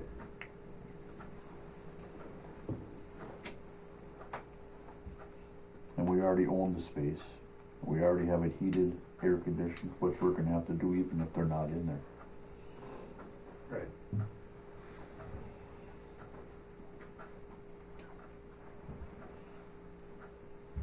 More discussion? Thoughts? Sounds fair. Sounds more than fair. So we charge them for the first floor and the garage stalls based on square footage, and they would benefit with the shared space at no cost. Is that kind of what we're saying? Yeah. Wouldn't charge them for the shared space, but they can use it. They can use it, we And wouldn't we charge can them for the negotiate those basement. terms if they want it to be. You're talking the 2-year to get to where they have all four spaces, right? You were talking a 2-year lease. Well, 2-year lease initially beginning January 1 of 2026, which would include all the garage space. Contingent upon, of course, the sheriff's department being over in a different space and us obviously having to find some room somewhere else. A 2-year lease would be pretty short. Yeah. Why? How about a 10-year lease and give them that starts January of 26? You're gonna lose your days. I like the, I would probably get torn down, right? I mean, Well, the length of the lease can be negotiated. I don't know that that's important. They're looking for a permanent spot.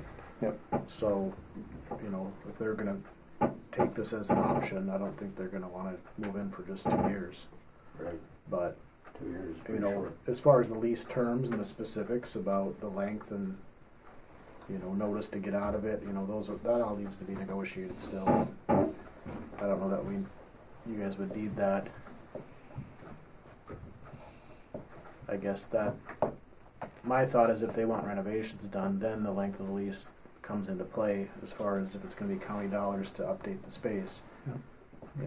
A longer lease would be more doable, I guess, depending on their asks. figuring out their space right now. They're at 4,500 square feet in the upstairs of that building.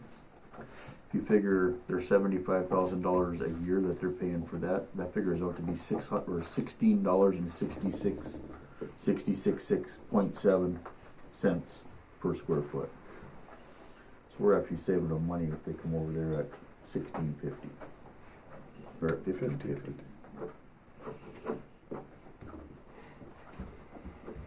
All right, are we okay moving that forward?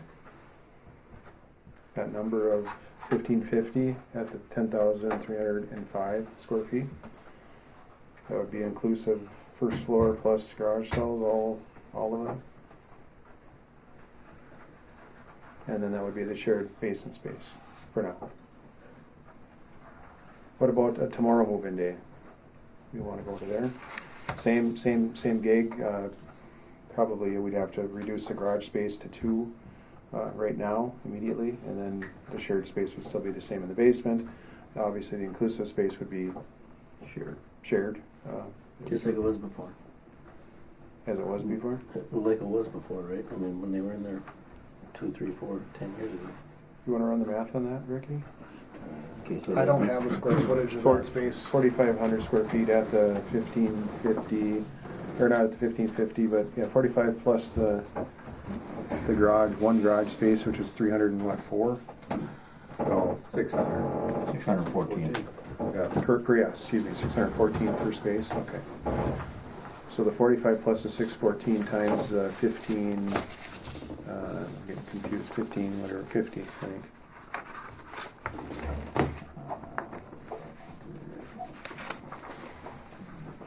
That's 511. Why we would want to do that, or why they would want to do that, I mean, if they were going to move, wouldn't you wait until you can make it all, do it all at once instead of moving in half right now? Moving into half the building, and then when the rest, when our Cooch County law enforcement moves over to the new building, then they have to reconfigure their operation over there again. It seems like that would make no sense. When they're situated right now, right? For another 9 months. 10 months, 10 months. They'd had discussion yesterday on their current lease with Bacchus. It ends in end of March, I believe, and they're going to put it on a council agenda. Bacchus has already offered a month-to-month lease. They've talked about either doing that or just doing another year-long lease, figuring they're not going to be in any new space, different space, until for a year. I mean, it's kind of what they were thinking. So I figured it out at 500 or 5,114 square feet with the 4,500 shared. 2 garage stalls at 1,550 would be $79,267. they would be able to use stalls now. Well, as of right now. If they shared the space with us, Yep. they wouldn't have access to stalls. Well, they'd still be able to pull in and do their evidence and stuff like that there, like they used to do before. As it was done before, but yes, they can't park in the Sally Port. That DOC would come down on them. That's my understanding.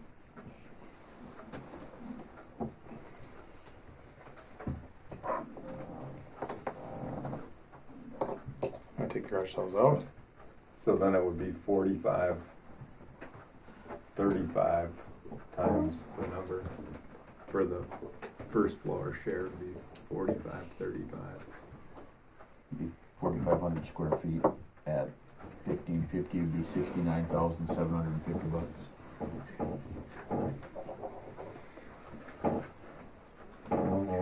And still being able to use there for, like you say, to tear apart a car or whatever. We're looking for evidence, yeah. Okay.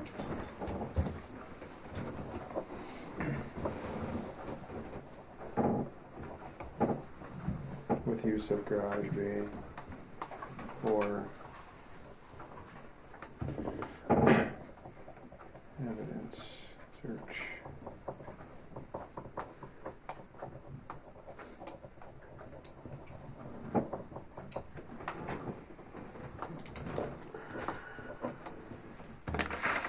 I'm going to go over it one more time. We clear? Everybody good?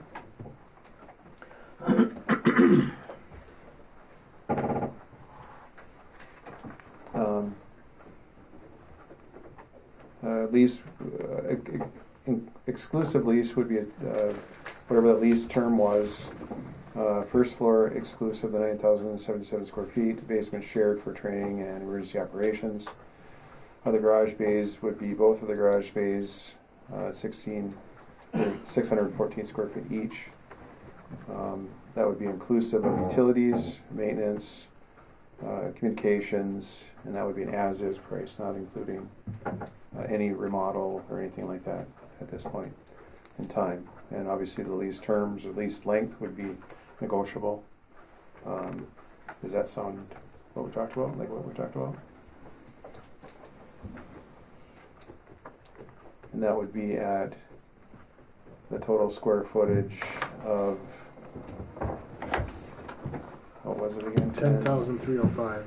10,305 at 1550 for a total of 159,727.50. Yeah, plus the 6,000 shared.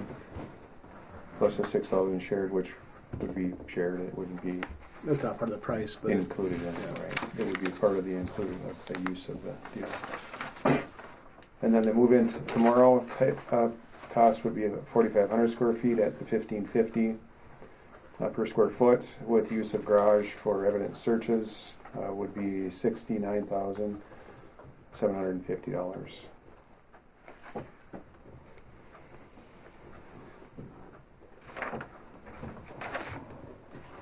Any further comments, thoughts?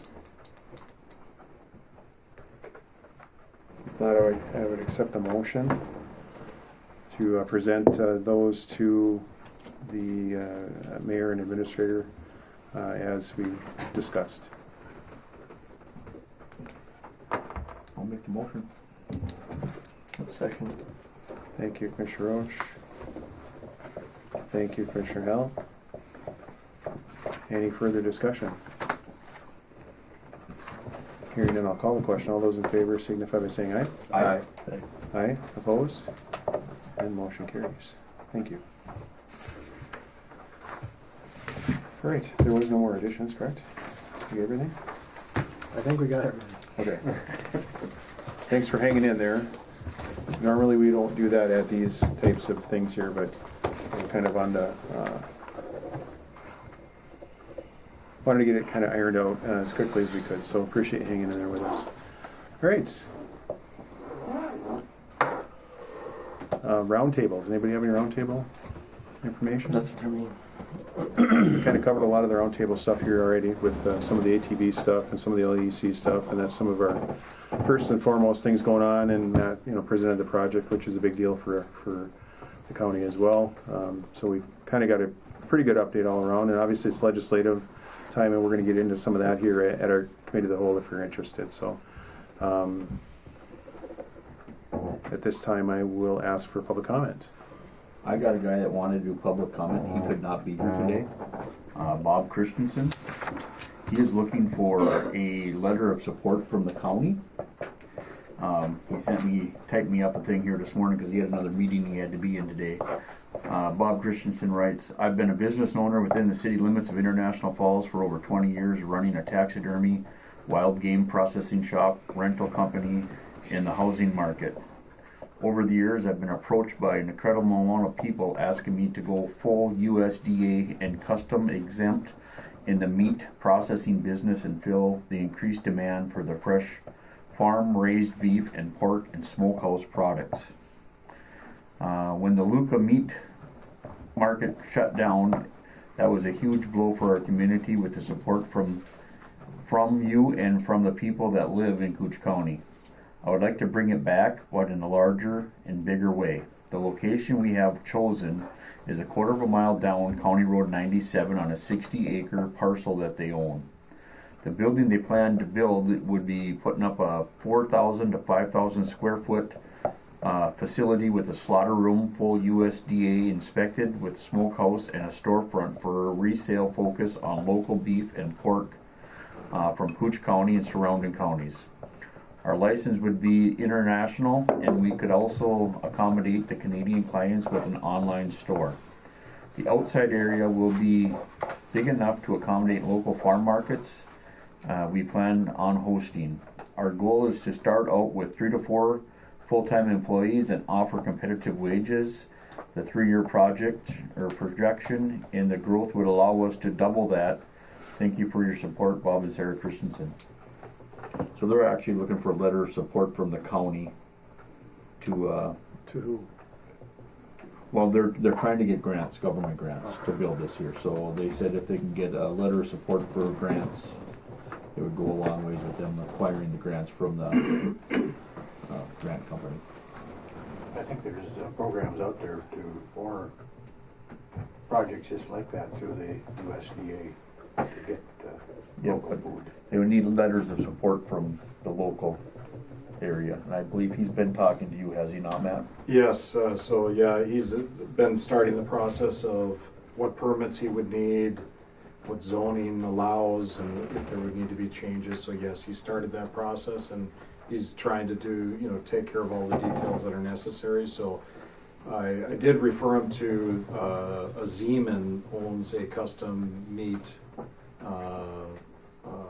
shop down near the North Home area, who went through a conditional use permit for their operation. I know they talked to the state related to waste management. I did refer him, Commissioner Howell, I did refer him to talk to you about the whole sewer issue, among others that are licensed. But there's some details that have to be dealt with, but it sounds real exciting. So. All right, so what's his timeline? Do you have any idea? The sooner the better he can get the letter of support, because he's actually working with all this stuff, getting his prints of his building and stuff up right now. He said he's going to 6 different meat market things right now to go look at their plants, the way they're designed and laid out, so he can try to incorporate everything into one building.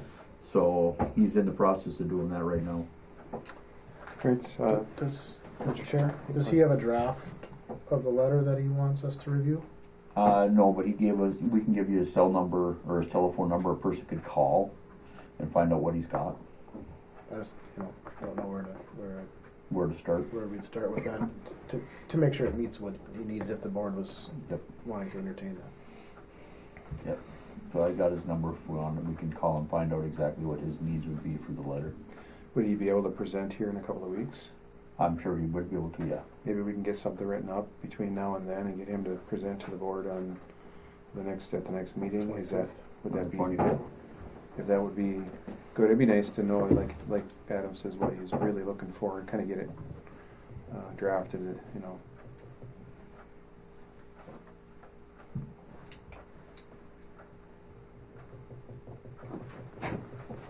Or we can take action today and we can draft a letter and get it rolling, but it'd be nice to have him present and go over the details and make sure that we get the letter right too. So whatever you'd like to do. 25th of this month? Correct.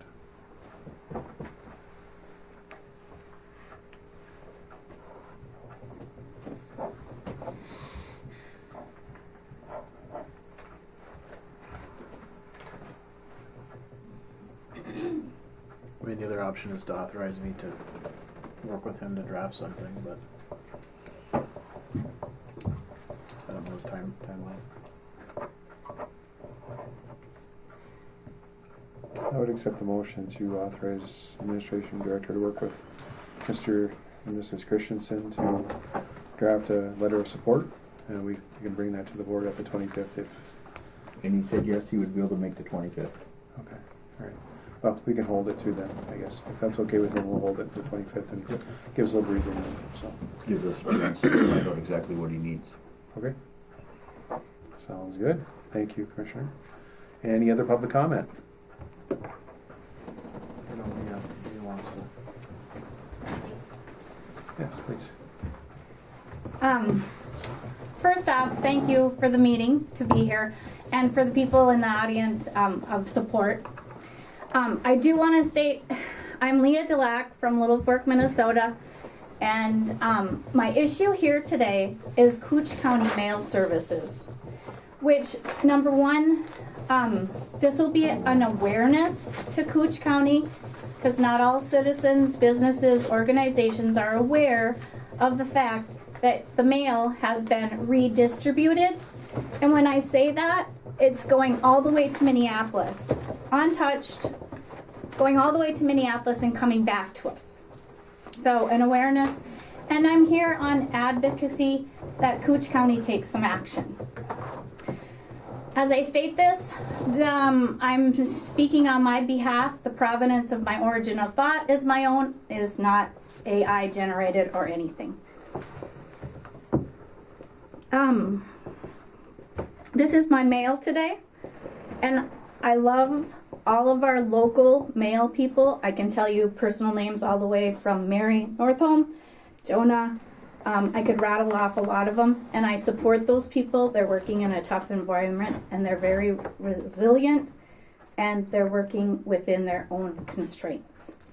In speaking of this, I want to bring about one thing that a lot of people will echo back to me. Well, you didn't answer a question. I had a lady that asked one question, and it was pertinent, and I gave a spiel, and then she said, but you didn't answer my question.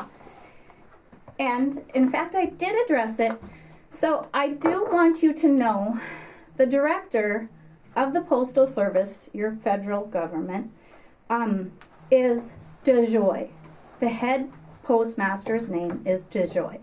And I will be stating his name in my speech. Okay.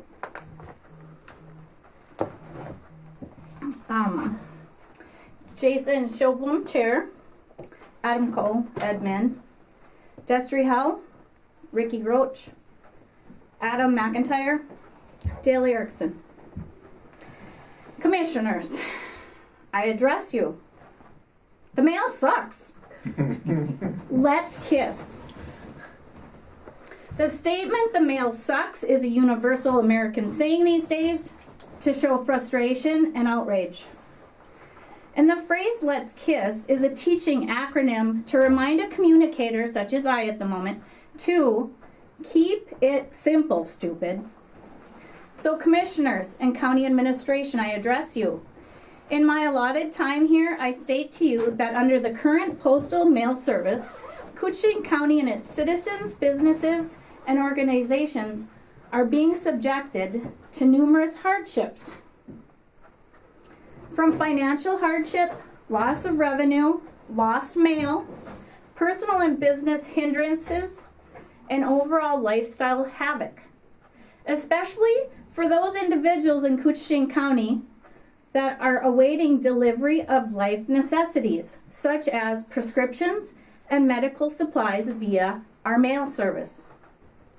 My intent here today is to pressure you to take action on our current mail situation by speaking out to congressional offices for support. I inform you that 2 northern Minnesota counties took action and addressed their situation by speaking out to congressional offices for support. They are and were Beltrami County, aka Bemidji, had an issue where residents and businesses were not getting first-class mail for days due to DeJoy's contract with Amazon. Hence, packages and parcels were priority to distribute, and the regular first-class mail was set aside. Beltrami County got congressional office support to address this issue for their citizens. Secondly, Cook County, aka Grand Marais, or the Upper North Shore. They had an issue that they were not even getting mail since last year, ending December 2024, due to DeJoy's failure to establish a contractor to actually transport the mail to and from. Cook County spoke up to congressional offices who addressed this issue for their citizens. Commissioners, I urge you to take action by contacting congressional offices for support to address the current Koochiching County Federal Mail Service Program by doing the following 2 actions. 1, acknowledge that Koochiching County has unsatisfactory mail service issues, which is inflicting hardship upon citizens, businesses, and organizations. Number 2, contact, inform, and request congressional offices for their help to address and rectify our current mail service problem. Once you have taken these 2 actions, you will have established a well-documented pattern.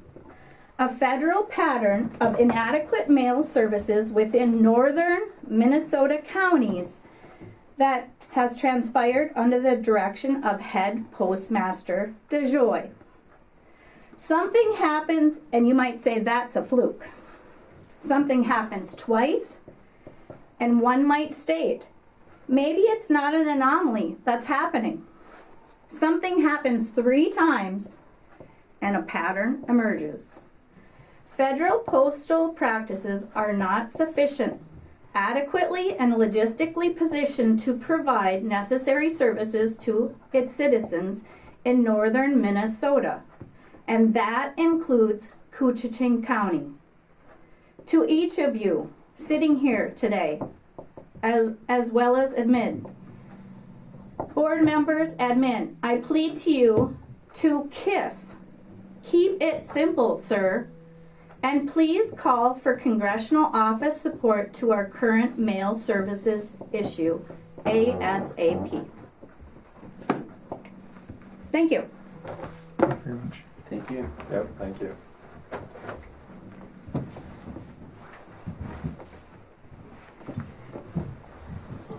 Thank you for that, and I can comment right now, it is a concern because it's getting Worse. Yeah, it's getting, I've noticed it at my home, and I live right in town where, delivery would be really quite standard, not really weather related or anything like that. And I've had those same concerns, and I've been told that staffing and things like that, and kind of the process of restaffing. So just very light conversations with local folks. So, but I appreciate you commenting, and we certainly will contact our delegation and let them know. Thank you. Any other public comment? Just a matter to that. UPS has recently dropped their full contract with Amazon. They're dropping 50% of their packages, which I feel like is probably going to fall back on the post office and only make this problem worse.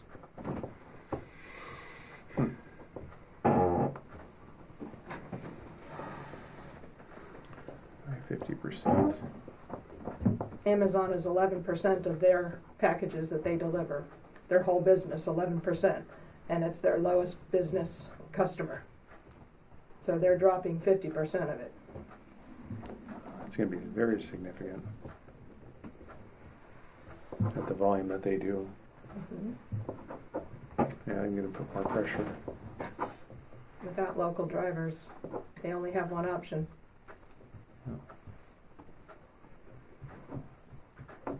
Right. Any other public comment?